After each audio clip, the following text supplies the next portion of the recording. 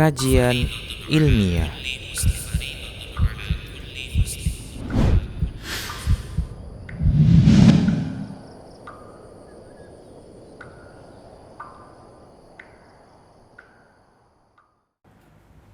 Bismillah, Assalamualaikum warahmatullahi wabarakatuh. Innal hamdalillah nahmaduhu wa nasta'inuhu wa nastaghfiruh wa na'udzu billahi min syururi anfusina wa min sayyiati a'malina. Man yahdihillah fala mudhillalah wa man yudlilhu fala hadiyalah. Wa asyhadu an la ilaha illallah wahdahu la syarikalah wa asyhadu anna Muhammadan abduhu wa rasuluhu sallallahu alaihi wasallam. Qala Allah tabaraka wa ta'ala, ya ayyuhalladzina amanu taqullaha haqqa tuqatih wa la tamutunna illa wa antum muslimun. Ya ayyuhan nasu taqu rabbakumul ladzi khalaqakum min nafsin wahidah wa khalaqa minha zawjaha wa bassa minhuma rijalan katsiran wa nisaa'a wattaqullaha alladzi tasaaluna bihi wal arham innallaha kana 'alaikum raqiba. Ya ayyuhalladzina amanu taqullaha wa qulu qawlan sadida yuslih lakum a'malakum wa yaghfir lakum dhunubakum wa may yuti'illaha wa rasulahu faqad faza fawzan 'azima. Amma ba'd. Fa inna asdaqal hadisi kitabullah wa khairal huda huda Rasulillah sallallahu alaihi wasallam wa syarral umuri muhdatsatuha wa kullu muhdatsatin bid'ah wa kullu bid'atin dhalalah wa kullu dhalalatin finnar. Para muslim, para pemirsa Rosyad TV dan para pendengar radio Medan Mengaji di mana saja Anda berada, rahimani wa rahimakumullah. Alhamdulillah, kita bersyukur kepada Allah Subhanahu wa Ta'ala yang masih memberikan berbagai nikmat kepada kita. Selawat dan salam kita ucapkan untuk Nabi kita Muhammad sallallahu alaihi wasallam. Nah, para muslim rahimani wa rahimakumullah, kita akan lanjutkan pembahasan kitab fikih muamalah. Kita sampai kepada pembahasan baru, yaitu pembahasan tentang al-qardu. Al-qardu. Para muslim rahimani wa rahimakumullah, al-qardu adalah pemberian hutang. Al-qard artinya hutang piutang. Dan akad ini, para muslim rahimani wa rahimakumullah, merupakan salah satu dari akad-akad muamalah yang kita pernah sampaikan pada waktu yang lalu, bahwasanya akad-akad muamalah itu terbagi menjadi 3. Dilihat dari tabiatnya, yang pertama adalah akad-akad muawadah, akad-akad muawadah, yaitu akad yang terjadi padanya adanya saling memberikan iwad, yaitu bentuk kompensasi atas pemberian barang, pemberian barang, penyerahan barang yang disertai adanya kompensasi. Demikian akad muawadah. Kalau kita katakan, maka di sini ada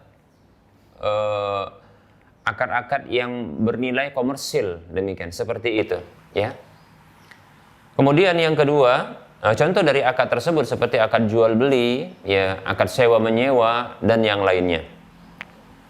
Kemudian yang kedua adalah akad yang disebut dengan akad tabarru'at, yaitu akad-akad yang didasari atas keinginan untuk berbuat baik kepada lawan transaksi atau lawan dari akad, lawan dari akad tersebut, yaitu orang yang dia berakad dengannya, Maka di sini akad tersebut disebut dengan akad tabarru'at, yaitu akad ihsan, yaitu akad untuk berbuat baik kepada ya manusia. Demikian. Contoh seperti akad ini adalah akad hibah, yaitu akad pemberian hadiah, wasiat, wakaf, hutang piutang, sedekah dan yang lainnya. Demikian para muslim rahimani wa rahimakumullah. Kemudian ya yang ketiga adalah akad-akad yang disebut dengan tausiqat. Itu akad-akad jaminan, yaitu pemberian jaminan atau penguatan terhadap akad yang ada. Demikian ya. Seperti contohnya akad rahan, yaitu akad gadai, jaminan atas sebuah hutang. Kemudian akad-akad kafalah, kemudian begitu juga ya persaksian dan yang lainnya. Demikian para muslim rahimani wa rahimakumullah. Baik para muslim rahimani wa rahimakumullah. Nah, adapun al-qard sini, hutang piutang, ya ini masuk ke dalam akad tabarru'at, yaitu akad ihsan, akad ya berbuat baik kepada sesama. Sebagian ulama memberikan definisi akad al-qard ini, yaitu akad hutang piutang, yaitu daf'u malin liman yantafi'u bihi wa yaruddu badalahu aw yantafi'u bihi duna qada'in, ya, talaban lisawabi minallahi ta'ala fi kilal halaini. Al-qard atau akad hutang piutang adalah ya penyerahan harta kepada orang yang akan memanfaatkannya dan akan mengembalikan yang semisalnya sebagai gantinya, ya, yang senilai dengannya sebagai gantinya. Demikian. Atau kepada orang yang akan memanfaatkan harta tersebut ya tanpa adanya qada, yaitu pembayaran, ya. Ini sebagai bertujuan untuk mengharapkan pahala dari Allah Subhanahu wa taala ya di dua kondisi tersebut. Baik para muslim rahimani wa rahimakumullah. Akad al-qard seperti ini. Ya. Apa hikmah disyariatkannya akad hutang piutang ini, ya? Akad al-qard ini sebagai akad ihsan, yaitu akad berbuat baik kepada sesama, lebih khusus adalah kepada orang yang membutuhkan, ya, dan untuk memenuhi kebutuhan-kebutuhan mereka. Demikian. Terkadang kondisi hutang piutang ini lebih dibutuhkan ketimbang ya sedekah, ya, ketimbang sedekah. Demikian para muslim rahimani wa rahimakumullah. Ya. Adapun sedekah, akad sedekah atau pemberian sedekah, ya, ini menurut sebagian ulama, kenapa ya akad al-qard ini, hutang piutang ini lebih lebih utama ketimbang akad ya seperti contohnya akad sedekah, yaitu hibah, pemberian, ya. Karena tidaklah seseorang ini dia datang untuk berhutang kepada orang yang memiliki harta, melainkan dikarenakan adanya hajah, kebutuhannya. Karena adanya hajah dan kebutuhannya, ya, kebutuhan yang sangat mendesak, sehingga dia berhutang, ya, seperti itu. Nah, seseorang yang dia berhutang menunjukkan bahwasanya ini sangat butuh, ya, dan dia tampakkan kebutuhannya dengan datang kepada orang yang memiliki harta tersebut untuk bisa memberikan hutang kepada dirinya. Demikian. Berbeda dengan sedekah, ya. Berbeda dengan sedekah tentunya dalam satu kondisi, ya, di mana orang yang berkeinginan untuk memberikan sedekah kepada orang lain, terkadang orang lain tersebut yang diberikan atau diarahkan sedekah itu kepadanya, ya, ini dia terkadang tidak membutuhkannya. Demikian. Bisa juga terkadang membutuhkannya. Hanya saja orang yang datang, ya, orang yang datang untuk dia berhutang kepada orang yang memiliki harta, di sini ya tampak pada dirinya bahwasanya dia sangat membutuhkan, seperti itu. Demikian para muslim rahimani wa rahimakumullah. Walaupun para muslim rahimani wa rahimakumullah, ya kondisinya berbalik, ya walaupun terkadang dalam satu kondisi dia bisa berbalik, ya di mana ya sedekah itu lebih utama ketimbang al-qard.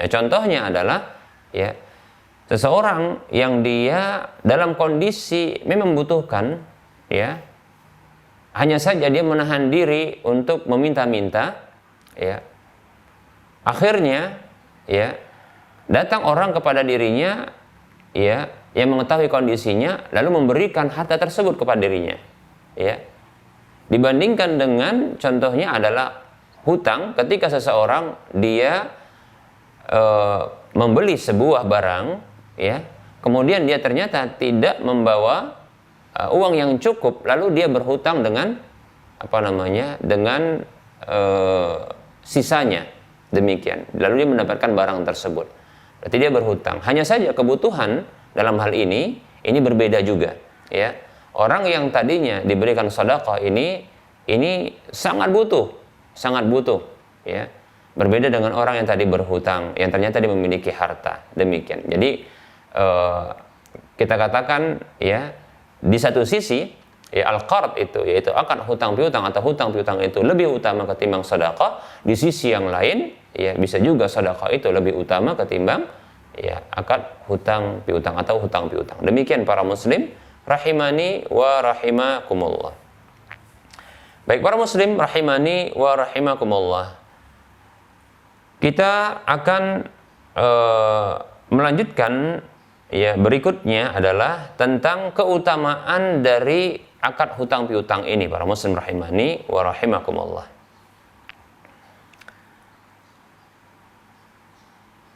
Apa keutamaan dari akad hutang piutang? Baik para muslim rahimani wa rahimakumullah. Dalam ayat surah Al-Baqarah ayat 245 Allah Subhanahu wa taala berfirman, A'udzu billahi minasyaitonir rajim. Man dzal ladzi yuqridu Allaha qardan hasanan fayudha'ifahu lahu ad'afan katsirah wallahu yaqbidu wa yabsutu wa ilaihi turja'un. Allah berfirman yang artinya, siapakah yang mau memberikan hutang kepada Allah Subhanahu wa taala dengan hutang yang baik, lalu Allah Subhanahu wa taala melipat gandakan untuknya dengan pelipat gandaan yang banyak. Dan Allah Subhanahu wa taala adalah zat yang menggenggam atau menyempitkan rezeki, demikian pula membentangkan rezeki tersebut, dan kepadanya lah kalian akan dikembalikan. Baik para muslim rahimani wa rahimakumullah, Allah Subhanahu wa taala menggunakan kalimat al-qard di sini, ya dalam surah Al-Baqarah 245 ini, ya menunjukkan bahwasanya ya keutamaan dari al-qard, ya kemudian Allah Subhanahu wa taala akan memberikan balasan ganjaran yang berlipat-lipat, demikian. Berbuat baik kepada Allah Subhanahu wa taala, ya berbuat baik, ya berbuat ihsan kepada Allah Subhanahu wa taala, demikian pula berbuat ihsan kepada hamba-hamba Allah Subhanahu wa taala, ya maka para muslim rahimani rahimakumullah, Allah menyebutkan di sini dengan bentuk al-qard, ya itu terkait dengan harta tentunya. Baik para muslim rahimani wa rahimakumullah, ya seperti itu. Ini menunjukkan keutamaan dari ya al-qard, yaitu pemberian hutang piutang. Dalam ayat yang lain dalam surah At-Taghabun ayat 17 dan 18 Allah Subhanahu wa taala berfirman, A'udzu billahi minasyaitonir rajim. In tuqridullaha qardan hasanan hasana yudha'ifhu lakum wa yaghfir lakum wallahu syakurun halim. Alimul ghaibi wasyahadatil azizul hakim. Allah berfirman, ya yang artinya bila kalian memberikan ya hutang kepada Allah dengan hutang yang baik, yaitu dengan ya menafkahkan harta, menginfakkan harta di jalan Allah Subhanahu wa taala, itu bentuk memberikan hutang kepada Allah Subhanahu wa taala, maka Allah Subhanahu wa taala akan melipat gandakan ya untuk kalian dan mengampuni dosa-dosa kalian. Dan Allah Subhanahu wa taala adalah zat yang maha bersyukur, berterima kasih kepada hamba yang memenuhi perintah Allah Subhanahu wa taala. Dan Allah adalah zat yang maha lembut. Dia adalah zat yang maha mengetahui perkara yang gaib dan perkara yang nyata, dan dia adalah zat yang maha perkasa lagi maha bijaksana. Demikian para muslim rahimani wa rahimakumullah. Kembali dalam ayat ini Allah Subhanahu wa taala ya menyebutkan ya pemberian infak kepada Allah Subhanahu wa taala di jalan Allah Subhanahu wa taala ini dengan al-qard, menunjukkan al-qard ya, yaitu hutang piutang ini ya adalah memiliki keutamaan. Demikian para muslim rahimani wa rahimakumullah. Baik, berikutnya para muslim rahimani wa rahimakumullah, ketahui bahwasanya al-qard memberikan hutang ya kepada orang yang membutuhkannya, maka ini merupakan bentuk kebaikan kepada sesama ya, dan ini juga merupakan ya secara khusus adalah meringankan ya atau memudahkan urusan hamba-hamba Allah Subhanahu wa taala. Ada hadis yang menunjukkan secara umum ya tentang berbuat baik ya, meringankan, demikian pula ya memberikan kemudahan kepada orang-orang yang membutuhkan ya hal tersebut. Dalam sebuah hadis yang diriwayatkan oleh Imam Muslim dalam kitab sahihnya dengan nomor urut hadis 2699 dari sahabat Abu Hurairah radhiyallahu anhu yang mengatakan Rasulullah shallallahu alaihi wasallam bersabda, "Man nafasa an mu'minin kurbatan min kurabid dunya, nafasallahu anhu kurbatan min kurabi yaumil qiyamah. Wa man yassara ala mu'sirin yassarallahu alaihi fid dunya wal akhirah. Wa man satara musliman satarahu Allahu fid dunya wal akhirah. Wallahu fi aunil 'abdi ma kana al-'abdu fi auni akhihi." Baik para muslim rahimani wa rahimakumullah, Rasulullah Nabi kita Muhammad sallallahu alaihi wasallam bersabda, siapa saja ya yang menghilangkan kesulitan dari seorang mukmin dari kesulitan-kesulitan dunianya, maka Allah Subhanahu wa taala akan menghilangkan darinya kesulitan dari kesulitan-kesulitan pada hari kiamat. Masya Allah, luar biasa. Ya. Ini balasan ya sesuai dengan amal yang dikerjakan. Al jaza min jinsil amal. Balasan itu berasal dari jenis amalnya. Ketika kita menghilangkan kesusahan, kesulitan dari seorang hamba, lebih-lebih dia beriman, maka Allah Subhanahu wa taala akan membalas juga untuk kita ya dengan Allah menghilangkan kesulitan-kesulitan di tempat yang lebih utama, yaitu di hari kiamat. Demikian. Di mana para muslim rahimani wa rahimakumullah, tak ada yang bisa menolong kita kecuali memang Allah Subhanahu wa taala. Dan dengan ya apa saja yang Allah Subhanahu wa taala jadikan sebagai pemberi syafaat kelak. Demikian para muslim rahimani wa rahimakumullah. Tentunya itu pun dengan izin Allah Subhanahu wa taala. Demikian. Ya. Oleh karenanya ya, patrikan dalam hati kita ya berbuat ihsan kepada sesama, berbuat baik kepada sesama manusia, di antaranya adalah menghilangkan kesulitan secara khusus dari orang-orang beriman. Demikian. Berikutnya, wa man yassara 'ala mu'sirin yassarallahu 'alaihi fid dunya wal akhirah. Dan siapa saja memberikan kemudahan kepada orang yang mendapatkan kesulitan, dimudahkan. Ya, dimudahkan kesulitan-kesulitan ya yang didapatkan oleh orang yang mendapatkan kesulitan tersebut, diberikan kemudahan kepada dirinya. Tidak disebutkan dalam hadis ini ya, orang yang mendapatkan kesulitan ini apakah dia orang mukmin apakah orang kafir. Di sini disebutkan dalam bentuk ya isim nakirah, dan dia datang dalam konteks pensyaratan. Man yassara 'ala mu'sirin, dan siapa saja yang memberikan kemudahan kepada orang yang mu'sir, yaitu orang yang mengalami kesulitan. Lihat. Nah, ini berlaku umum siapa saja. Kita memberikan kemudahan bagi orang yang mendapatkan kesulitan, maka yassarallahu alaihi fid dunya wal akhirah. Allah akan memberikan kemudahan pada dirinya di dunia dan di akhirat. Luar biasa, ya. Bukan hanya di akhirat, ya, di dunia. Bukan hanya di dunia, di akhirat. Luar biasa. Para muslim rahimani wa rahimakumullah. Permudah. Ya, siapa saja mendapatkan ya kesulitan, permudah ya kepada siapa saja yang mendapatkan kesulitan. Lebih-lebih agama kita ini agama yang mudah. Oleh karenanya Nabi kita Muhammad SAW bersabda, yassiru wa la tu'assiru, basyiru wa la tunafiru. Ya. Berilah kemudahan, kata Nabi SAW, jangan persulit manusia. Ya. Beri kabar gembira dan jangan buat orang lari. Demikian. Para muslim rahimani wa rahimakumullah.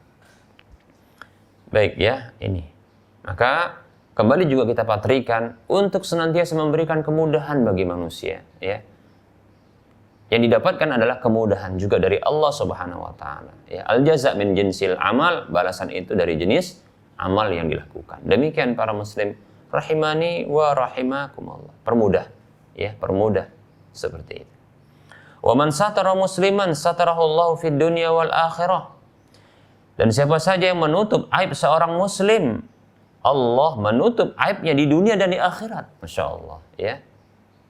Orang yang dia menutup aib seorang muslim, tidak membongkarnya, ya, tidak membukanya, menutup lisannya untuk membongkar aib seorang muslim mukmin, ya, tidak dibongkar, ya, ditutup cacatnya, ya, bahkan berusaha untuk mengalihkan pembicaraan ketika hendak membicarakannya. Demikian. Tentunya ketika tidak ada maslahat, tentunya, ya, tidak ada maslahat. Berbeda halnya ketika aib tersebut ada maslahat, ya, untuk dibongkar karena terkait dengan maslahat orang lain atau terkait dengan kemudaratan yang akan menimpa kepada orang lain. Maka ini dibolehkan.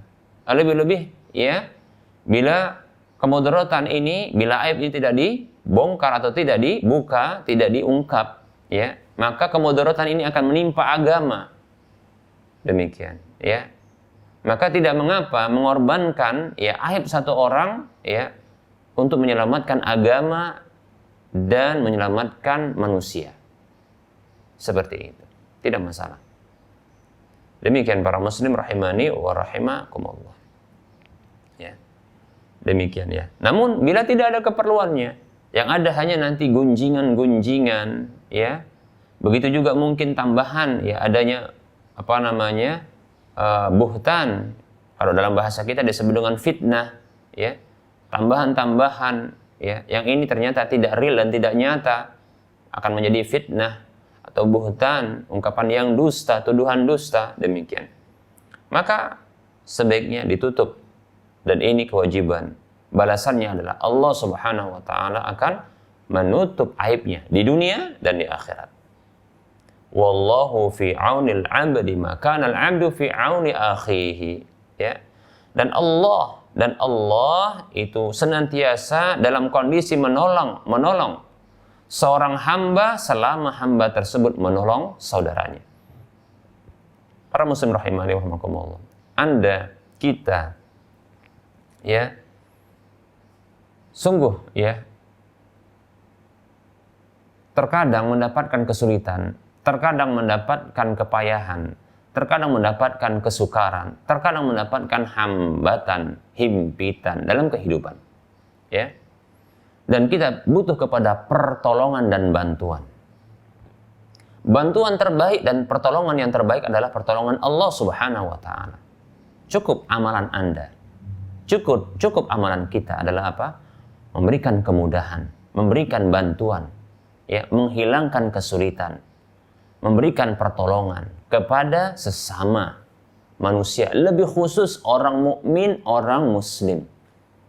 Maka Anda akan dapatkan pertolongan Allah Subhanahu wa taala, bantuan Allah Subhanahu wa taala, kemudahan dari Allah Subhanahu wa taala, ya. Dan Allah akan menghilangkan kesulitan dari kita, dan itu datang dari Allah tabaraka wa taala. Demikian para muslim rahimani wa rahimakumullah. Hadis ini hadis yang dikeluarkan oleh Imam Muslim. Baik para muslim rahimani wa rahimakumullah.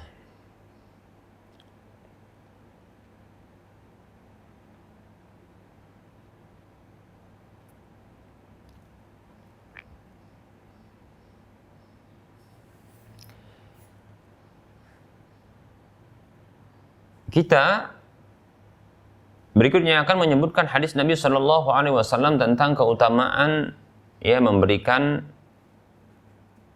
hutang kepada orang yang membutuhkannya. Yaitu ada riwayat dari sahabat Abdullah bin Mas'ud radhiyallahu anhu bahwa Nabi Shallallahu Alaihi Wasallam bersabda, "Ma min muslimin yuqridu musliman qardan marrataini illa kana kasadaqatiha marratan." Hadis ini dikeluarkan oleh Imam Ibnu Majah dengan derajat yang hasan.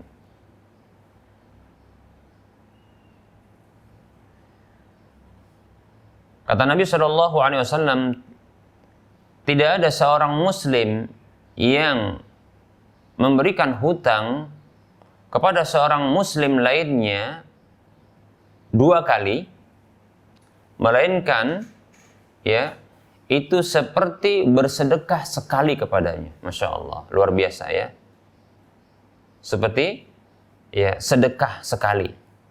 Para muslim rahimani wa rahimakumullah. Orang yang memberikan hutang 2 kali, maka dia seperti bersedekah sekali. Para muslim rahimani wa rahimakumullah. Ya, luar biasa ini. Ya. Bila Anda contohnya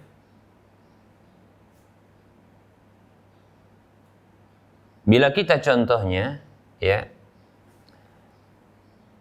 pernah memberikan kepada seorang muslim hutang, hutang contohnya 1 juta ketika dia butuh. Kemudian dikembalikan di waktu berikutnya. Ternyata dia hutang lagi 1 juta contohnya. Maka Anda seperti memberikan sedekah kepadanya 1 juta. Masya Allah. Kalau Anda pernah memberikan hutang kepada seorang muslim, contohnya 50 juta hutang, dibayar di waktunya. Pada waktu yang berikutnya, dia berhutang lagi 50 juta. Dan dibayar di waktu berikutnya. Maka sungguh Anda telah memberikan sedekah kepadanya 50 juta. Para muslim rahimani wa rahimakumullah. Sungguh kita ini pelit. Jujur kita ini bakhil. Karena memang dijadikan oleh Allah Subhanahu wa taala kita itu memang demikian. Sifat dasar manusia adalah idza massahul khairu manu'a. Apabila dia mendapatkan kebaikan, dia itu manu'. Yaitu apa? Dia menahan kebaikan itu pada dirinya saja. Demikian. Adapun manusia dikasih sisa-sisanya. Luar biasa. Untuk memberikan 50 juta ini berat. Mengeluarkan harta 50 juta ini berat, kecuali orang-orang yang Allah Subhanahu wa taala berikan rahmat dan taufik kepada dirinya. Kepada mereka. Demikian. Dan semoga Allah Subhanahu wa taala menggolongkan kita termasuk orang-orang yang diberikan rahmat dan taufik oleh Allah Subhanahu wa taala untuk bisa beramal soleh. Amin ya rabbal alamin. Seperti itu. Baik para muslim rahimani wa rahimakumullah, memberikan memberikan harta cuma-cuma itu berat. Itu berat para muslim. Lebih-lebih takarannya jutaan. Lebih-lebih contohnya 100 juta. Tentunya orang yang memberikan 100 juta ini tentunya hartanya bisa jadi 100 kali lipat.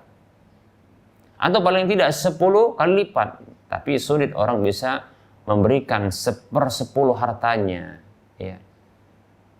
Paling tidak harta totalnya itu lebih daripada 100 juta ini dengan kelipatan mungkin 100 kali lipatnya atau paling kali 50 kali lipatnya. Seperti itu. Sehingga dia bisa memberikan 100 juta. Dengan cuma-cuma. Sedekah, infak, demikian. Baik para muslim rahimani wa rahimakumullah. Ternyata ada satu amalan yang kita bisa ditulis dengan pahala sedekah dengan nilai yang besar tatkala kita dengan cara kita memberikan hutang dengan 2 kali lipatnya. Memberikan hutang dengan 2 kali lipatnya. Seperti itu. Anda ingin Anda ingin ditulis sebagai orang yang bersedekah 10 juta, maka Anda harus ya memberikan hutang kepada satu orang ya itu 20 juta. Sekali 10 juta, 2 kali 10 juta. Demikian para muslim rahimani wa rahimakumullah. Bila kita ingin ya mendapatkan catatan pahala sedekah 50 juta, maka caranya adalah kita harus memberikan hutang kepada orang tersebut ya 100 juta dengan 2 kali termin. 50 juta sekali 50 juta. 2 kali ya. Seperti itu. Baik para muslim rahimani wa rahimakumullah. Dan seterusnya ya. Nah, ini peluang bagi kita. Bagi kita barangkali yang masih sulit untuk membiasakan berinfak dengan besar. Ya kalau infak sedekah ya mungkin 100 ribu ya, atau mungkin 500 ribu atau 1 juta, 2 juta, ini masih bisa. Tapi kalau sudah hitungan ya 10 juta ke atas, nah ini berat ya. 5 juta ke atas ini berat. Maka Anda bisa lakukan ya dengan cara memberikan hutang kepada saudara ya sesama muslim. Demikian para muslim rahimani wa rahimakumullah. Semoga Allah Subhanahu wa taala ya memberikan kemudahan kepada kita untuk bisa beramal soleh ya. Baik para muslim rahimani wa rahimakumullah. Dalam sebuah hadis Nabi Shallallahu Alaihi Wasallam, namun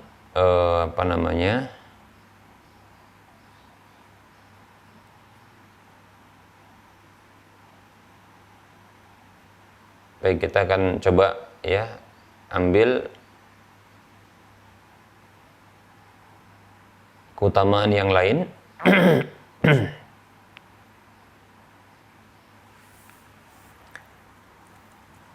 Namun keutamaan yang akan kita sebutkan ini ya, ini sesungguhnya keutamaan dalam menunda hutang ya, menunda pembayaran hutang ya. Tapi nanti saja ketika kita bahas ya penundaan pembayaran hutang ya, insyaallah taala kita akan bahas ya. Baik para muslim rahimani wa rahimakumullah.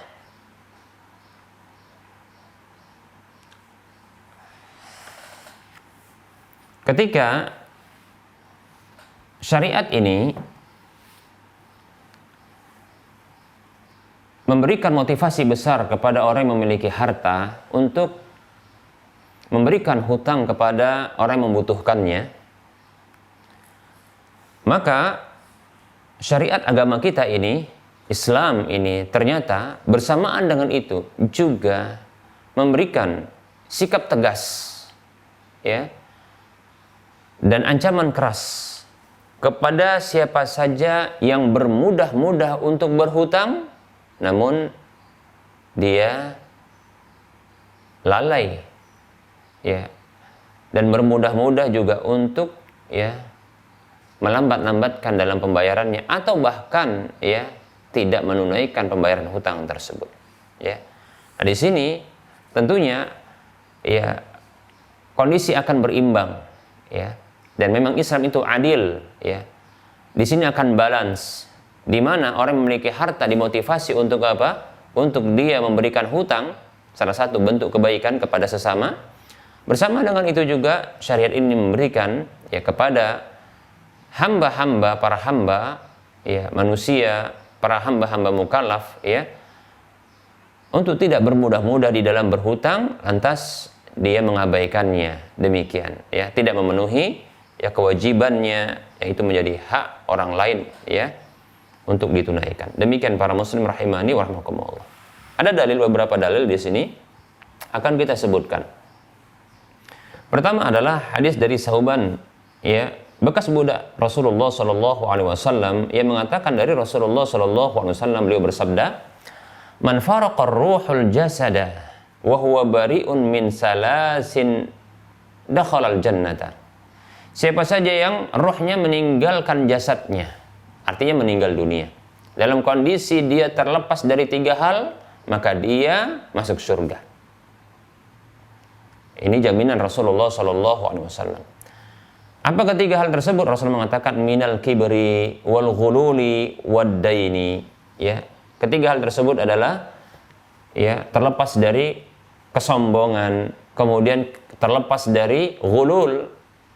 Ya, ghulul yaitu harta haram atau tindakan haram, yaitu mengambil harta dengan cara yang tidak yang dengan cara batil, demikian ya.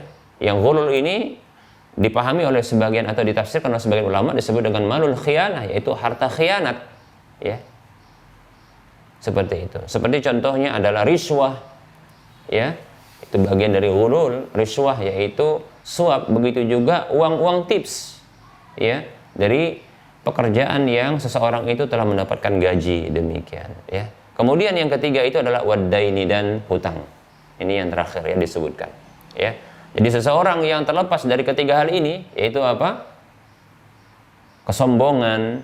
Apa itu kesombongan? Al-kibru batarul haqqi wa ghamtun nasi. Ya, sombong itu adalah ya menolak kebenaran dan ya merendahkan manusia. Ya, menolak kebenaran. Kebenaran yang datang kepadanya ditolak. Ya. Kebenaran yang datang kepadanya ditolak. Baik itu dari Al-Quran maupun hadis Nabi SAW, kebenaran tersebut yang berasal dari seseorang yang mungkin rendah dia, ya, atau mungkin junior dia, ya, atau mungkin ya strata sosial yang di bawah contohnya, ya. Karena ini ya ditolak kebenaran, sekaligus di sini ada muatan merendahkan manusia, maka inilah kesombongan. Orang seperti ini, maka ketika dia berlepas dari dunia ini, itu meninggal dunia, ya, maka orang ini ya tergadai surganya. Demikian para muslim rahimani wa rahimakumullah. Karena dia punya kesombongan, ya. Bahkan kata Nabi SAW, ya, seseorang yang memiliki sebesar biji dzarrah dari kesombongan itu, dia akan mencicipi neraka. Ya, demikian. Tidak mudah untuk bisa masuk surga, demikian. Begitu juga ghulul. Apa itu ghulul? Itu harta khianat. Ya, harta khianat tadi kita sebutkan, ya. Seperti tadi kita katakan uang-uang tips yang diberikan kepada pegawai atau uang tips yang diterima oleh pegawai yang telah mendapatkan gaji, demikian. Kemudian hutang. Semoga Allah Subhanahu wa taala ya menjaga kita dari ketiga hal ini, ya, dan melepaskan diri kita dari ketiga hal ini. Amin ya rabbal alamin. Hadis ini hadis yang dikeluarkan oleh Imam Ibnu Majah dan Imam Tirmidzi. Hadis yang disahihkan oleh Syekh Al-Albani rahimahullahu taala. Ini ancaman, ya, ancaman, sikap tegas, ya. Hati-hati kita. Baik para muslim rahimani wa rahimakumullah, berikutnya ya hadis yang dikeluarkan oleh Imam Tirmidzi dalam sunannya dan disahihkan oleh Syekh Al-Albani rahimahullahu taala dari sahabat Abu Hurairah radhiyallahu anhu yang mengatakan Rasulullah sallallahu alaihi wasallam bersabda, nafsul mu'mini mu'allaqatun bidainihi hatta yuqda anhu. Ya. Kata Nabi sallallahu alaihi wasallam, jiwa seorang mukmin itu terkatung-katung, tergantung dia dengan hutangnya sampai dia ya sampai dibayarkan hutangnya tersebut. Baik para muslim rahimani wa rahimakumullah, orang yang meninggal dunia dalam kondisi dia punya hutang, ini dia. Ya. Bergantung dengan hutangnya, terbayar ataupun tidak terbayar, ya. Terbayar ataukah terbayar? Terbayar atau tidak terbayar? Demikian. Nah, ini ya. Kalau sudah terbayar, selesai. Kalau tidak terbayar, nah ini terkatung-katung dia. Baik para muslim rahimani wa rahimakumullah, jangankan di akhirat, ya, di alam transisi saja, saya katakan alam transisi, yaitu transisi ya antara alam dunia menuju alam ya akhirat, yaitu alam barzakh. Ya, orang yang punya hutang para muslim rahimani wa rahimakumullah, dia ya terkatung-katung para muslim rahimani wa rahimakumullah. Terkatung-katung. Ya. Dia mendapatkan siksa. Orang yang meninggal dunia di alam barzakh ternyata dia masih mendapatkan siksa. Dalam sebuah hadis Nabi SAW, hadis ini kalau tidak salah ya dari sahabat Jabir radhiyallahu anhu, hadisnya kalau nggak salah juga diriwayatkan oleh Imam Ahmad atau Imam Tirmidzi, ya. Disebutkan bahwasanya Jabir radhiyallahu anhu mengatakan, ya, mata rajulun minna, ada seorang laki-laki yang meninggal di antara kami, itu di antara kalangan sahabat Nabi Shallallahu Alaihi Wasallam. Kemudian, ya, faghassalnahu wa kafannahu wa hanatnahu, ya. Lalu kami pun memandikannya, mengkafaninya, dan kami memberikan wangi-wangian padanya. Lalu diletakkanlah mayat tersebut, ya, oleh para sahabat tersebut, ya, di tempat biasa disalatkan jenazah. Ya, lalu Rasulullah diundang untuk bisa salat, ya, menyolatkan sahabat ini yang meninggal dunia ini, atau orang yang telah meninggal ini. Lantas, ya, Rasulullah SAW seperti kebiasaan beliau ketika beliau diminta untuk mensolati jenazah, beliau bertanya tentang hutang. Lihat bagaimana Rasulullah perhatian dengan hutang. Sampai-sampai Rasulullah SAW ini selalu bertanya kepada orang-orang yang hidup ketika itu tentang orang yang mau disolati ini, apakah dia punya hutang atau tidak. Oleh karenanya, ya, boleh bagi kita, bahkan ini cuma termasuk sunnah Nabi SAW untuk menyampaikan tentang permasalahan hutang ini sebelum disolatkan. Karena Nabi SAW selalu menanyakan, ya, tentang hutang, ya, ketika ada seseorang yang hendak disolatkan. Demikian para muslim rahimani wa rahimakumullah. Ya, ketika dikabarkan bahwasanya orang yang meninggal tersebut yang hendak disolatkan ini punya hutang 2 dinar. 2 dinar. 1 dinar itu 4,25 gram. Berarti ini sekitar 8,5 gram. Ya.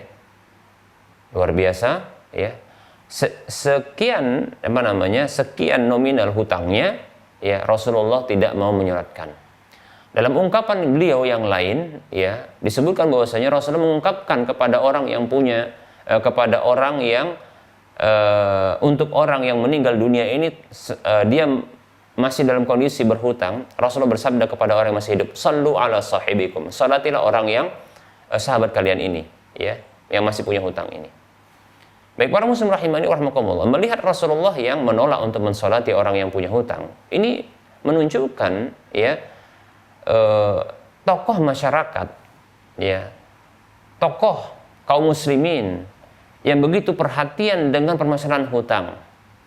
Jangan sampai ada seorang yang meninggal dunia itu dalam kondisi dia berhutang. Demikian. Harus lepas dari hutang. Ini perhatian yang luar biasa, ya.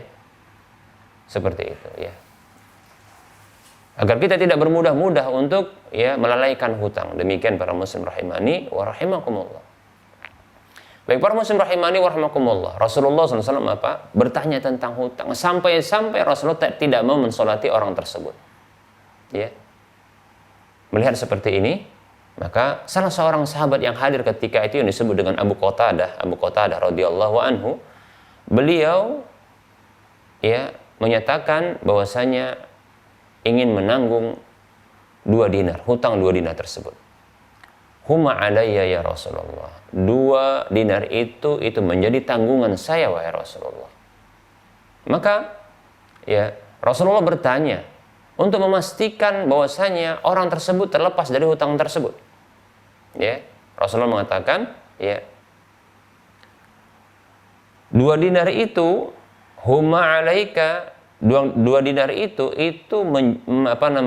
menjadi tanggunganmu dan masuk ke dalam hartamu, dan si mayit ini terlepas darinya.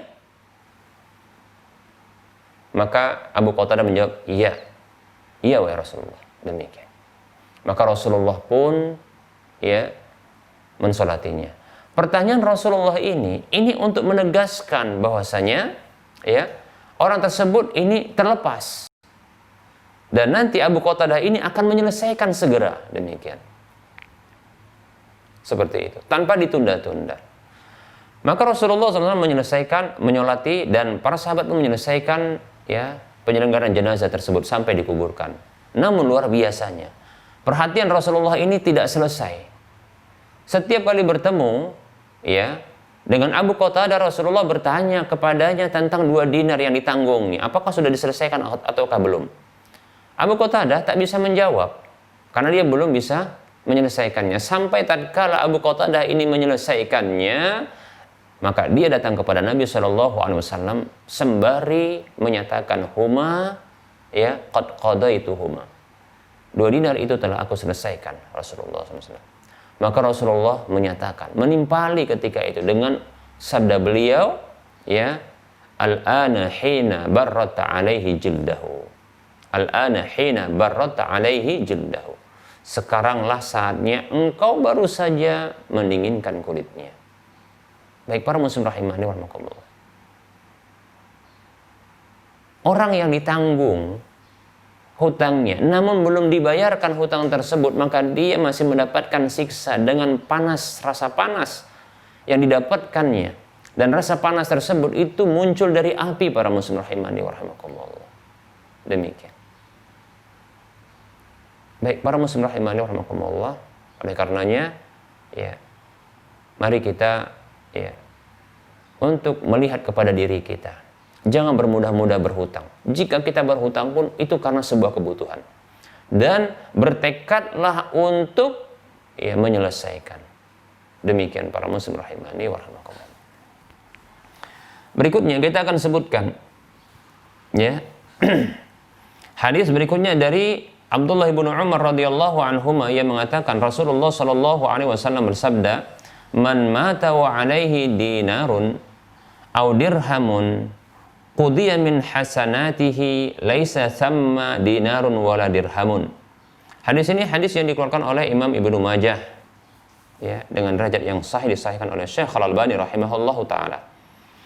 Kata Rasulullah sallallahu alaihi wasallam, siapa saja yang meninggal dunia sementara dia memiliki hutang dinar, 1 dinar atau 1 dirham, maka dibayarkanlah dari kebaikan-kebaikannya. Padahal kebaikan ini para muslim rahimani wa rahimakumullah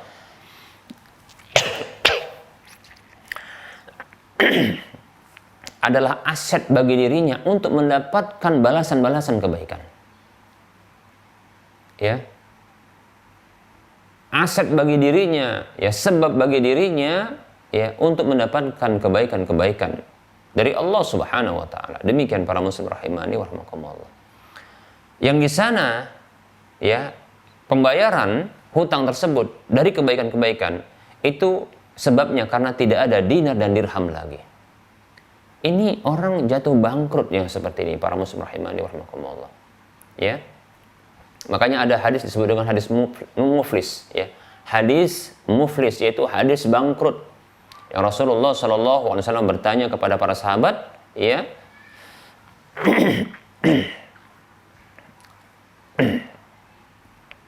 Bertanya kepada para sahabat, ya, tentang makna muflis. Ya, tahukah kalian apa itu muflis? Orang yang bangkrut. Maka sebagian sahabat menjawab dengan, orang yang bangkrut itu adalah orang yang tidak lagi memiliki harta benda. Bangkrut. Ya. Maka Rasulullah SAW menjawab yang maknanya adalah, ya, orang yang bangkrut dari kalangan umatku adalah orang yang datang pada hari kiamat dengan membawa apa? Membawa pahala sholat, pahala puasa, pahala zakat, dan pahala-pahala yang lainnya, yang besar-besar pahala tersebut. Ya. Namun para muslim rahimani wa rahimakumullah, dia juga datang dengan membawa dosa, ya, memukul orang ini, mencela orang ini, mengambil harta orang ini, membunuh orang ini. Demikian. Seterusnya disebutkan oleh Nabi SAW bentuk apa? Kezaliman-kezaliman kepada orang lain. Di antaranya adalah harta. Yaitu kezaliman pada harta. Maka Nabi Shallallahu Alaihi Wasallam menyatakan akan, ya, dibayarkan kezaliman-kezaliman tersebut dari kebaikan-kebaikannya. Lalu ketika dia tidak memiliki lagi kebaikan-kebaikan untuk membayarkan kezaliman yang pernah dilakukannya, termasuk dalam kezaliman harta pada orang lain seperti hutang tidak bayar, maka keburukan-keburukan dan dosa-dosa, ya, orang-orang yang dizalimi tersebut akan ditimpakan kepada dia. lalu dia akan dicampakkan ke dalam neraka. Inilah bangkrut yang hakiki, demikian. Baik para muslim rahimani wa rahimakumullah. Kalau tidak salah hadis ini hadis riwayat Muslim dan yang lainnya. Nah, para muslim rahimani wa rahimakumullah, ya. Jangan jadi orang bangkrut, ya. Bahkan bangga bisa berhutang, lantas apa? Lantas dia berniat untuk tidak mengembalikannya. Ketahui para muslim rahimani wa rahimakumullah. Berikutnya kita akan sebutkan, ya, hadis yang lain, itu hadis dari Abu Qatadah radhiyallahu anhu yang mengatakan anna Rasulullah sallallahu alaihi wasallam qama fihim, bahwasanya Rasulullah sallallahu alaihi wasallam itu berdiri di tengah-tengah para sahabat. Fadzakara lahum annal jihada fi sabilillahi wal imana billahi afdalul a'mali. Lalu beliau sallallahu alaihi wasallam menyebutkan kepada para sahabat bahwasanya jihad di jalan Allah serta iman di jalan Allah, beriman kepada Allah Subhanahu wa taala merupakan amalan yang paling afdol. Faqama rajulun faqala ya Rasulullah. Lalu ada seseorang yang berdiri lalu dia mengatakan, wahai Rasulullah, ya, ara'aita in qutiltu fi sabilillahi atukaffaru anni khotoyaya. Wahai Rasulullah SAW, bagaimana menurut Anda, ya, bila aku terbunuh di jalan Allah, apakah akan dihapuskan, ya, dariku kesalahan-kesalahanku? Faqala lahu Rasulullah sallallahu alaihi wasallam, maka Rasulullah sallallahu alaihi wasallam bersabda kepadanya, "Na'am, in qutilta fi sabilillahi wa anta sabirun muhtasibun, muqbilun ghairu muqbilin." Ya. Maka Rasulullah bersabda kepadanya, betul, ya, jika engkau berperang di jalan Allah dalam kondisi engkau bersabar dan mengharap pahala, engkau maju terus tanpa mundur, demikian. Lalu terbunuh, maka apa? Ini akan masuk surga. Demikian, ya. Dan itu amalan yang paling afdol. Seperti itu. Semaqala Rasulullah sallallahu alaihi wasallam, beberapa saat berikutnya Rasulullah bersabda, bertanya, "Kaifa qulta?" Rasul bertanya lagi kepada orang tadi, ya. Bagaimana? Apa yang kau katakan tadi? Qala, maka orang tadi mengulangi pertanyaannya, "Ara'aita in qutiltu fi sabilillahi atukaffaru anni khotoyaya?" Ya. Bagaimana menurut Anda apabila aku terbunuh di jalan Allah, apakah aku akan dihapuskan, ya, dariku kesalahan-kesalahanku? Faqala Rasulullah sallallahu alaihi wasallam, maka Rasulullah sallallahu alaihi wasallam bersabda, "Na'am, ya, in qutilta fi sabilillahi wa anta sabirun muhtasibun muqbilun ghairu mudbirin." Ya, betul. Ya, bila engkau terbunuh di jalan Allah dalam kondisi engkau sabar dan mengharap pahala, maju terus tanpa mundur, ya, maka itu adalah amalan yang paling afdol. Illa ad-dain, kecuali hutang. Hutang tidak akan dihapuskan, demikian. Ya. Fa inna Jibril alaihi salamu qala li dzalika. Karena sesungguhnya Jibril alaihi salam, yaitu mengucapkan hal itu kepadaku tadi, demikian. Hadis ini hadis yang dikeluarkan oleh Imam Muslim dan yang lainnya. Demikian para muslim rahimani rahimakumullah. Berikutnya kita, ya, akan melanjutkan, ya, berikutnya sesi soal jawab. Baik para muslim rahimani rahimakumullah, ya. Untuk penyampaian materi insyaallah taala kita cukupkan, ya, terlebih dahulu. Insyaallah taala kita akan lanjutkan pada waktu mendatang. Sepertinya pembahasan tentang masalah hutang ini akan berlanjut, ya. Berlanjut pada waktu sesi atau pada pertemuan atau kajian berikutnya. Baik para muslim rahimani warahmatullah, kita akan lanjutkan dengan sesi soal jawab ini.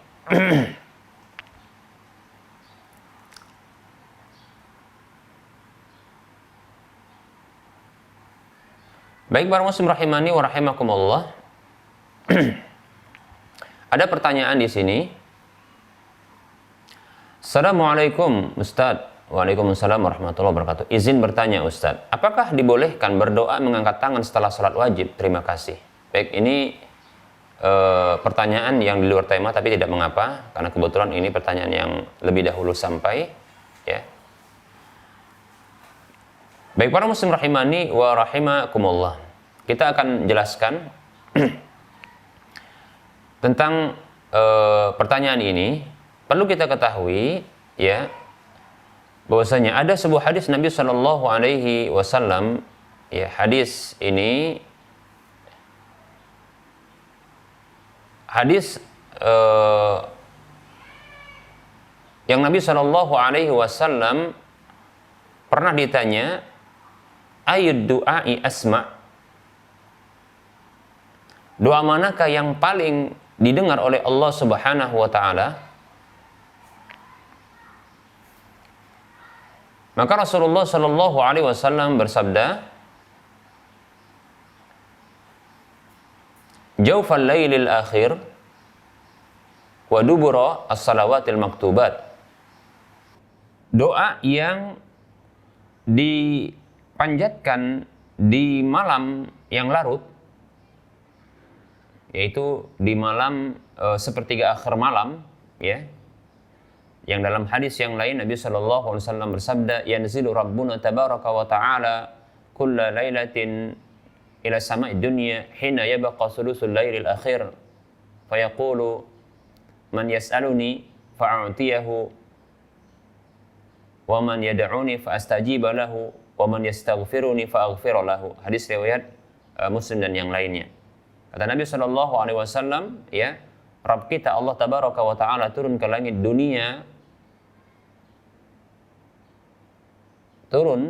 dunia ketika tersisa malam itu sepertiga akhirnya.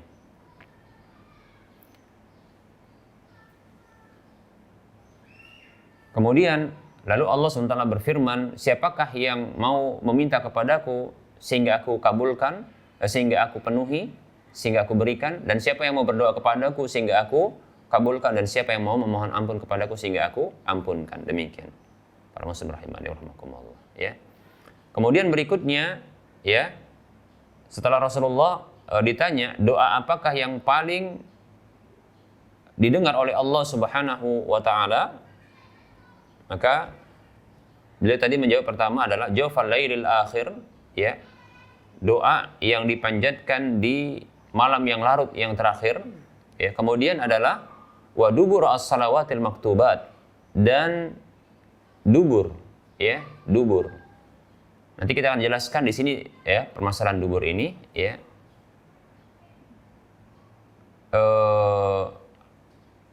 Salat fardu, salat wajib, demikian. Hadis ini hadis yang dikeluarkan oleh Imam Tirmidzi dengan nomor urut hadis 3499. Ya. 3499. Hadis yang hasan dihasankan oleh Syekh Al-Albani rahimahullahu taala. Baik para muslim rahimani wa rahimakumullah. Makna dubur di sini terjadi perbedaan pendapat di kalangan para ulama. Atau permasalahan tadi, ya, yaitu berdoa setelah salat fardu dengan angkat tangan, ya. Para muslim rahimani wa rahimakumullah, kita akan bahas dua, pertanyaan ini ada dua, yaitu berdoa setelah salat fardu dan angkat tangan, ya. Kita ulangi, permasalahan pertama doa setelah salat fardu, kemudian angkat tangan ketika berdoa. Baik, para muslim rahimani wa rahimakumullah, tadi hadis tentang hadis yang sahih atau hadis yang makbul itu berasal dari Rasulullah SAW, ya. Ini sudah jelas, demikian tadi bunyinya. Hanya saja terjadi, ya, perbedaan penafsiran tentang makna dubur, demikian, ya. Para ulama, mereka berbeda pendapat tentang doa setelah sholat fardu, demikian, ya. Ada yang mengatakan tidak ada doa setelah sholat fardu, demikian, ya. Ketika, ya, sampai kepada mereka hadis yang kita bacakan tadi, maka mereka menyebutkan dubur. Maksud dubur di sini adalah, ya, maksud dubur adalah penghujung dari sesuatu. Seperti makna dubur untuk tempat keluarnya feses, ya, kotoran pada makhluk hidup, ya. Maka dia adalah penghujung dari sesuatu. Dia tidak terpisahkan tapi masih dia penghujung dari sesuatu. Demikian, ya, penghujung dari sesuatu. Demikian. Ini makna dubur yang pertama. Dan inilah, kepada makna inilah, ya, kepada makna inilah sebagian ulama menyatakan, ya, bahwa tidak ada doa setelah salat fardu. Tidak ada pensyariatan doa setelah salat fardu. Yang ada adalah doa ketika sebelum salam. Nah itu dia. Kenapa? Karena ya doa sebelum salam dan itu adalah penghujung dari sesuatu, maka ini disyariatkan. Oleh karenanya kita dapatkan ada hadis dalil ya kita dianjurkan untuk ya disyariatkan ya dalam sebuah hadis ya untuk berdoa untuk berlindung dari 4 macam atau 4 hal ya. Ketika sebelum salam kita dianjurkan untuk berdoa ya atau disyariatkan untuk berdoa berlindung dari 4 hal. Allahumma inni a'udzubika ya Allahumma inni a'udzu disebutkan ketika kita di penghujung ketika salam ada doa yaitu Allahumma inni a'udzubika min adzabi jahannam wa min adzabil qabri wa min fitnatil mahya wal mamat wa min syarri fitnatil masiihid dajjal. Seperti itu, 4 ini ya. Baik. Nah. Dan boleh juga berdoa dengan doa yang lain seperti itu. Berdasarkan hadis yang tadi, dubura as-salawatil maktubat. Demikian. Baik para muslim rahimani wa rahimakumullah, pendapat kedua ya adalah memahami bahwasanya makna dubur dalam hadis tadi adalah dia bermakna ba'da atau aqibah. Ya. Ya. Itu makna adalah setelah, demikian. Ya. Makna setelah. Baik para muslim rahimani wa rahimakumullah.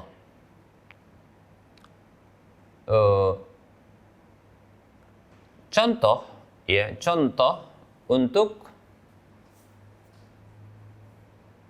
dubur bermakna aqibah atau ba'da adalah seperti hadis yang menyebutkan ya zikir setelah sholat ya dengan subhanallah itu 33 kali, kemudian alhamdulillah 33 kali, kemudian Allahu akbar 33 kali, kemudian ditutup dengan la ilaha illallah wahdahu la syarika lahul mulku wa lahul hamdu wa huwa ala kulli syai'in qadir.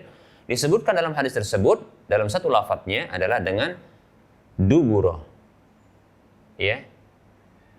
Siapa saja yang membaca ya setelah salat dubur atau setelah salat fardu adalah mana dubur di sini adalah setelah ba'da ya itu subhanallah 33 kali, alhamdulillah 33 kali, Allahu akbar 33 kali dan ditutup dengan la ilaha illallah wahdahu la syarika lahul mulku wa lahul hamdu wa huwa ala kulli syai'in qadir sebagai penyempurna 100-nya, maka akan dihapuskan dosa-dosanya ya, dosa-dosanya walaupun sebanyak buih di lautan. Nah, seperti itu hadisnya. Makna hadisnya demikian. Disebutkan di sini dengan makna dengan lafaz dubur yang maknanya ba'da, karena tidak ada orang berzikir ya di penghujung salat sebelum salam itu dengan zikir dalam hadis ini. Subhanallah 33 kali, alhamdulillah, Allahu akbar masing-masing 30 kali. Kemudian ditutup dengan la ilaha illallah wahdahu la syarika lahul mulku wa lahul hamdu wa huwa ala kulli syai'in qadir. Nah, ini dari dalil bahwasanya dubur itu bermakna ya ba'da. Baik para muslim rahimani wa rahimakumullah. Saya sendiri condong kepada ya dubur itu bisa bermakna 2 hal ini ya. Bisa bermakna ya yaitu akhiru kulli syai', yaitu penghujung dari segala sesuatu ya. Makna dari dubur, begitu juga makna dubur ini adalah maknanya setelah. Artinya adalah kalau dipahami bahwasanya dubur itu bermakna penghujung dari segala sesuatu, maka dia di sini dalam hadis ini dia bermakna penghujung dari sholat, yaitu doa sebelum salam. Sebagaimana ini didengar dan doa yang paling didengar oleh Allah Subhanahu wa taala sebagaimana dalam hadis yang kita sebutkan tadi itu bermakna demikian, maka begitu juga ketika setelah sholat seperti itu ya. Wallahu taala alam. Hanya saja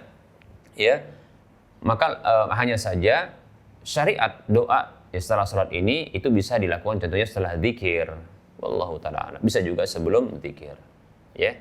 Wallahu taala alam. Ini untuk masalah ya doa dengan doa setelah sholat fardu. Demikian para muslim rahimani wa rahimakumullah. Ya. Kemudian apakah harus mengangkat tangan? Baik para muslim rahimani wa rahimakumullah. Saya condong bahwasanya ya, doanya bisa angkat tangan, bisa tidak angkat tangan. Karena doa setelah sholat fardu ini ada yang sifatnya dia khusus doanya. Seperti contohnya doa yang diajarkan Nabi Shallallahu Alaihi Wasallam ya kepada salah seorang sahabat beliau Shallallahu Alaihi Wasallam, ya, janganlah engkau tinggalkan ya engkau membaca setelah sholat Allahumma a'inni ala dzikrika wa syukrika wa husni ibadatik. Ya, ya Allah, tolonglah aku untuk mengingatmu, untuk bersyukur kepadamu, dan untuk bagusnya ibadahku kepadamu. Demikian para muslim rahimani wa rahimakumullah. Baik, ini doa yang disebutkan oleh Nabi SAW diajarkan. Doa ini saya condong tidak dibaca dengan angkat tangan, ya, setelah sholat. Namun, ya, apabila doa tersebut, ya, doa yang sifatnya mutlak, karena ada kebutuhan seorang hamba kepada Allah Subhanahu wa taala untuk memintanya, maka silakan dia mengangkat tangan, ya. Seperti itu. Berlakulah hadis Nabi sallallahu alaihi wasallam, "Innallaha hayyun karimun." Sesungguhnya Allah itu zat yang memiliki sifat malu, dan Allah itu Maha Mulia, mengabulkan, memberikan ya permintaan hambanya, ya. Allah itu malu, disebutkan oleh Nabi SAW, Allah itu malu tatkala seorang hamba menengadahkan tangannya ke arahnya lalu mengembalikannya dalam kondisi kosong, hampa, tidak diberi, demikian, seperti itu. Maka angkat tangan ini termasuk apa? Ya, salah satu cara ya atau adab dalam berdoa yang doa ini makbul insyaallah taala. Demikian para muslim rahimani wa rahimakumullah. Ini alasan yang pertama. Alasan yang kedua, kenapa dianjurkan ya bisa angkat tangan atau tidak angkat tangan? Ya, kalau ini angkat tangan berarti doanya sifatnya mutlak, yaitu doa yang dia tidak ada lafaz khususnya. Ya. Berdasarkan contohnya kebutuhan hajat seseorang tersebut.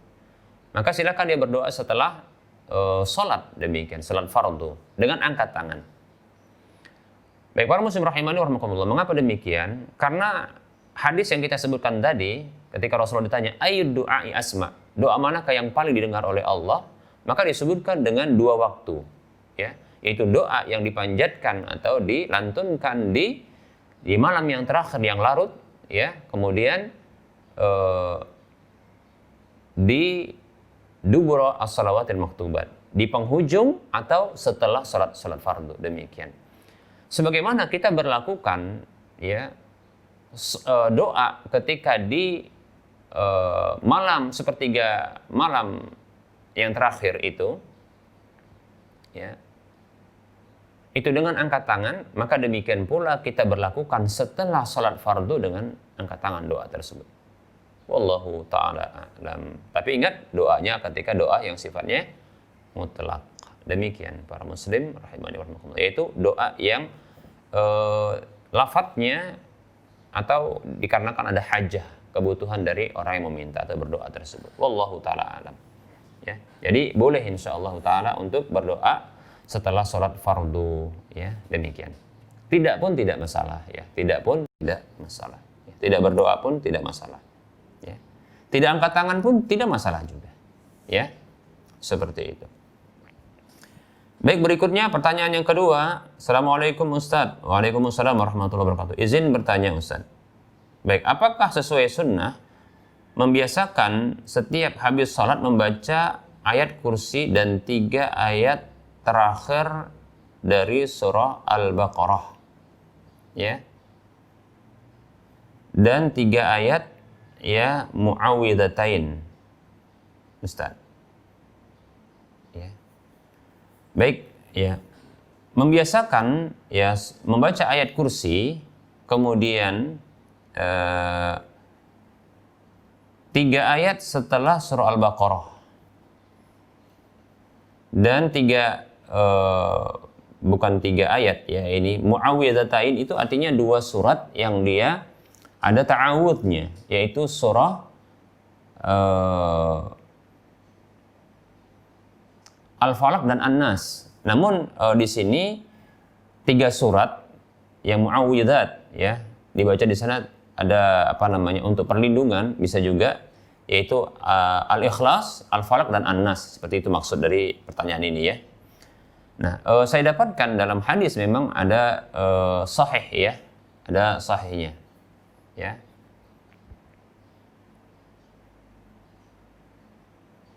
Baik,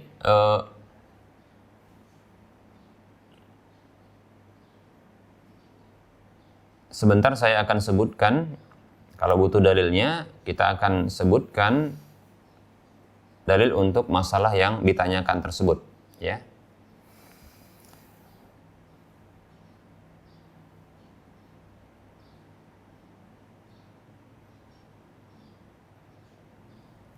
Hanya saja saya tidak mendapatkan adanya dalil ya untuk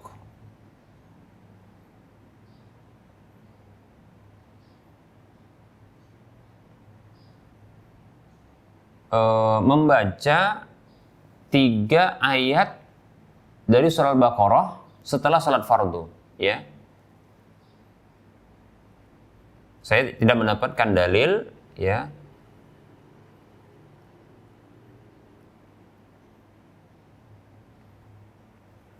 Saya tidak mendapatkan dalil hadis adanya anjuran untuk membaca 3 ayat terakhir dari surah Al-Baqarah setelah salat fardu. Demikian ya.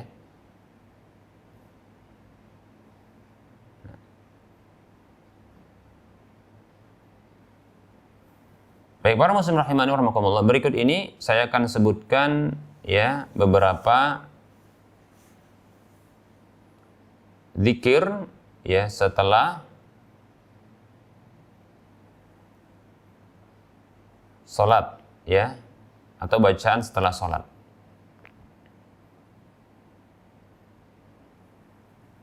Contohnya adalah hadis dari Uqbah bin Amir radhiyallahu an yang mengatakan, amarani Rasulullah sallallahu alaihi wasallam an aqra'a bil muawwidzat dubura kulli salatin ya. Rasulullah sallallahu alaihi wasallam memerintahkanku agar aku membaca al-muawwidzat. Dubura, kalimat dubura disebutkan di sini maknanya setelah kulli salatin, setelah salat. Apa itu muawwidzat? Yaitu doa yang berisi tentang perlindungan. Itu al-Ikhlas, Al-Falaq, An-Nas. Nah, seperti itu ya. Nah, ini ada dalilnya. Kemudian ada hadis berikutnya ya. Kalau hadis tadi dikeluarkan oleh Imam Abu Daud, Tirmidzi, Nasa'i dengan sanad yang hasan. Berikut ini ya, hadis yang dikeluarkan oleh Ibnu Sunni ya dengan derajat yang hasan. Rasulullah sallallahu alaihi wasallam bersabda, "Man qara'a ayatul kursi dubura kulli salatin maktubatin lam yahul bainahu wa baina dukhulil jannati illal maut." Ya, kata Nabi sallallahu alaihi wasallam, siapa saja membaca ayat kursi ya setelah setiap salat fardu, maka tidak ada yang menghalangi antara dirinya dan masuk ke dalam surga kecuali kematian. Demikian ya. Seperti itu. Ini hadisnya dengan derajat yang hasan ya. Hadis yang berasal dari Nabi Shallallahu Alaihi Wasallam. Adapun membaca 3 ayat terakhir dari surah Al-Baqarah ya setelah salat fardu saya tidak dapatkan ya. Namun yang ada itu dibaca, namun bukan 3 ayat ya, tapi 2 ayat terakhir dari surah Al-Baqarah ya. Itu dibaca ya ketika hendak tidur di malam hari ya. Ya, atau sebelum tidur di malam hari. Demikian ya. Wallahu ta'ala alam. Adapun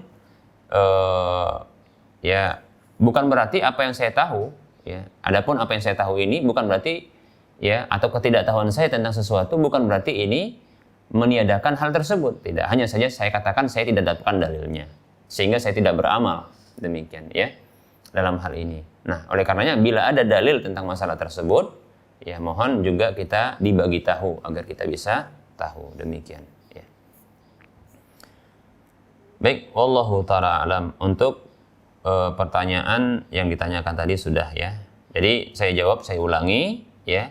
Bahwasanya membiasakan untuk membaca setelah sholat fardu, yaitu membaca ayat kursi, demikian pula membaca 3 surat, yaitu surat yang disebut dengan Mu'awwidzat, Al-Ikhlas, Al-Falaq, An-Nas, ya, maka ini ada dalilnya ya, yang saya tahu dan sudah saya bacakan tadi, demikian ya. Demikian. Adapun membaca 3 ayat terakhir dari surah Al-Baqarah setelah salat fardu saya tidak dapatkan ya. Namun saya dapatkan ya dalil ya 2 ayat terakhir dari surah Al-Baqarah dibaca ketika ya hendak tidur ya. Demikian, sebelum tidur dibaca. Baik, ini yang bisa saya jawab. Berikutnya ada pertanyaan.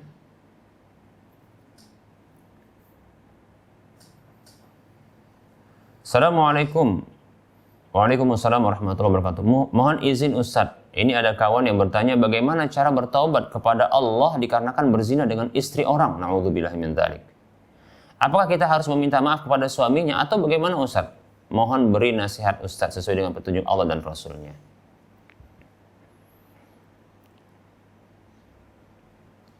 Baik, kita jawab. Waalaikumsalam warahmatullahi wabarakatuh.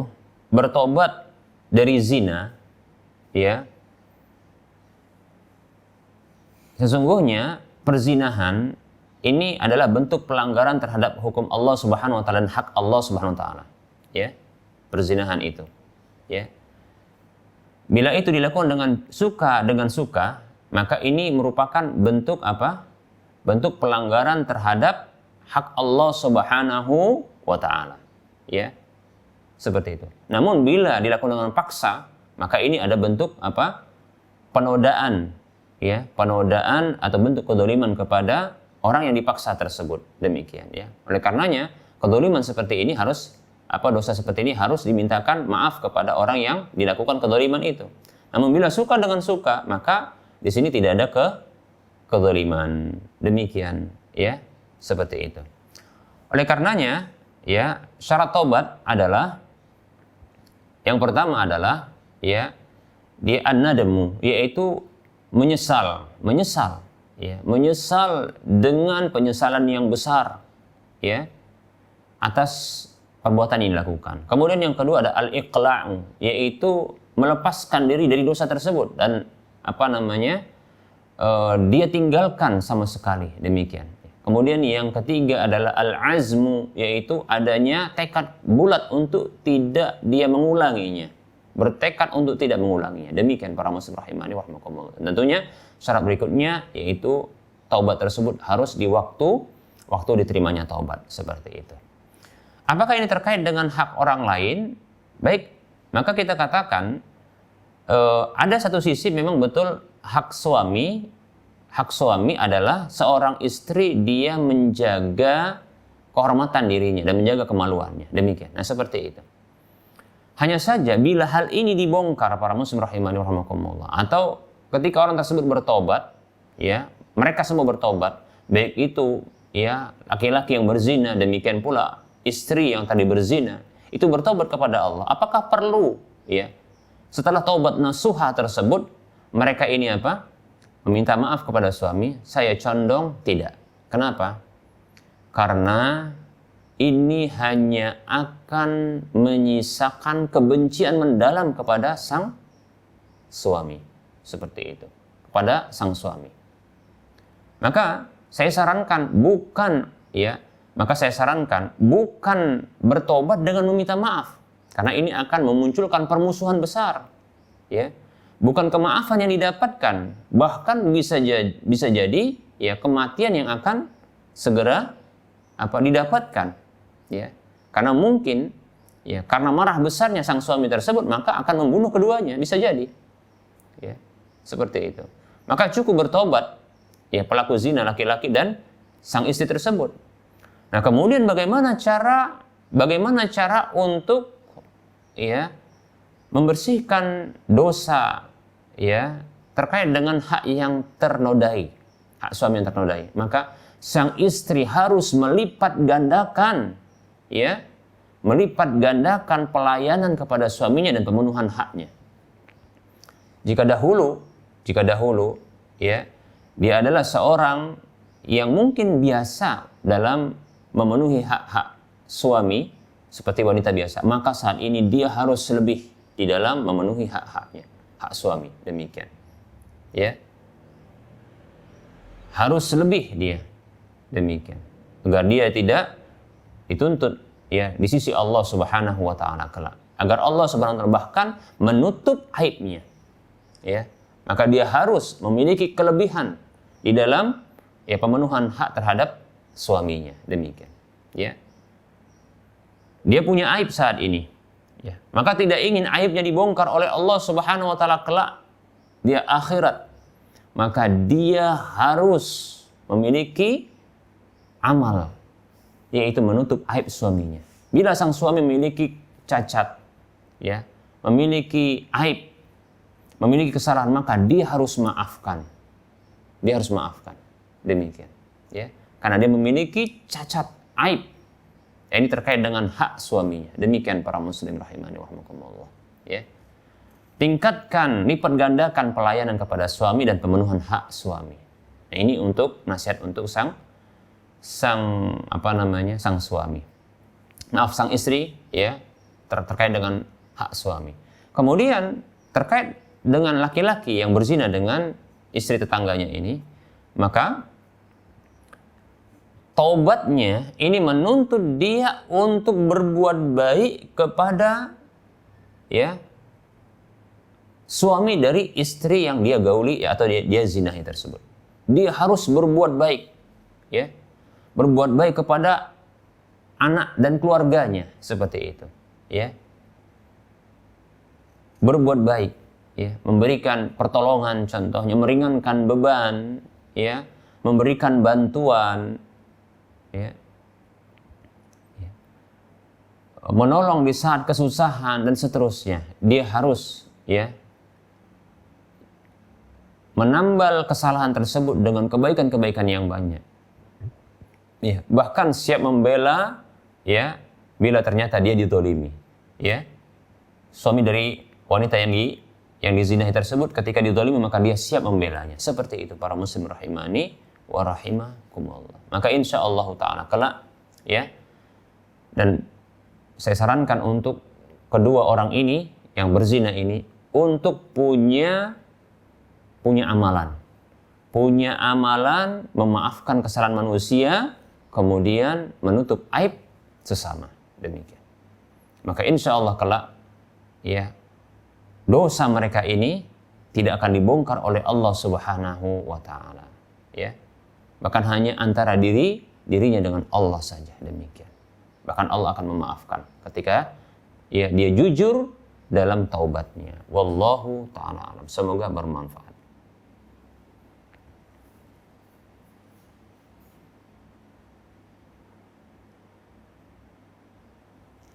Baik para muslim rahimani wa rahmakumullah, saya kira kita cukupkan untuk kajian, ya, pertemuan kajian pada hari ini. Insyaallah ta'ala kita akan lanjutkan pada waktu mendatang.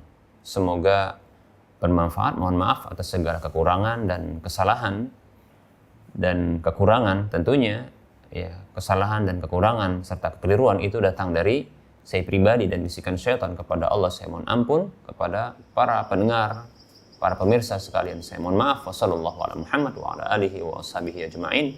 Subhanakallahumma wa bihamdika asyhadu an la ilaha illa anta astaghfiruka wa atubu ilaika walhamdulillahi rabbil alamin. Wassalamualaikum warahmatullahi wabarakatuh.